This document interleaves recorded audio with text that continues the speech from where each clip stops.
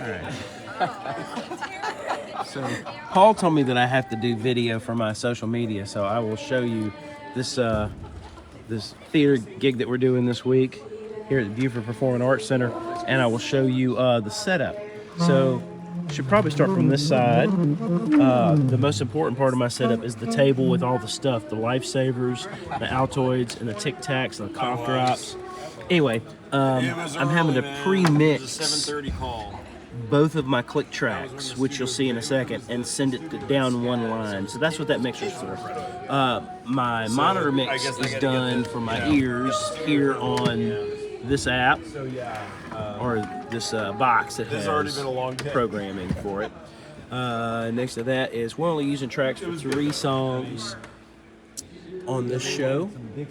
And so I'm using Ableton for all those tracks, and we're firing them off using AbleSet.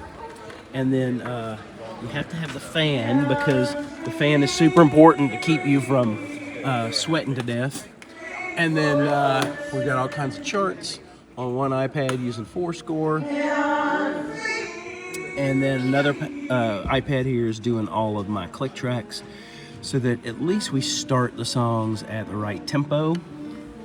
And then we've got the setup for this week, which is my Gretsch New Classics 20-inch kick drum, 12-inch rack tom, 16-inch floor tom, and a Brooklyn 6.5 by 14 chrome over brass snare. Using the regular 602 Paistes on the hi-hats, 15s. 18-inch crash, I'm using a signature 18-inch crash over here for my right side, and then of course the Modern Essentials 22-inch ride, sticks and mallets and everything else we're using, hot rods, obviously ProMark. There's our set list for this show. There's 33 tunes in all, doing a little bit of percussion on some things, and of course you got to have Altoids everywhere that you go, because you have to play with fresh breath. Isn't that correct? That is. So you guys can thank me for this video. Yes, yeah.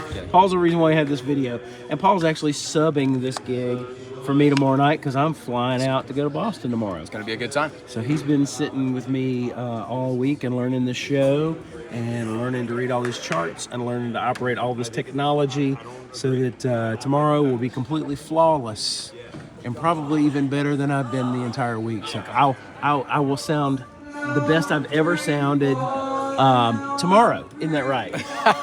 In Boston. It'll be the least number of mistakes I've ever made on a gig. So there you go.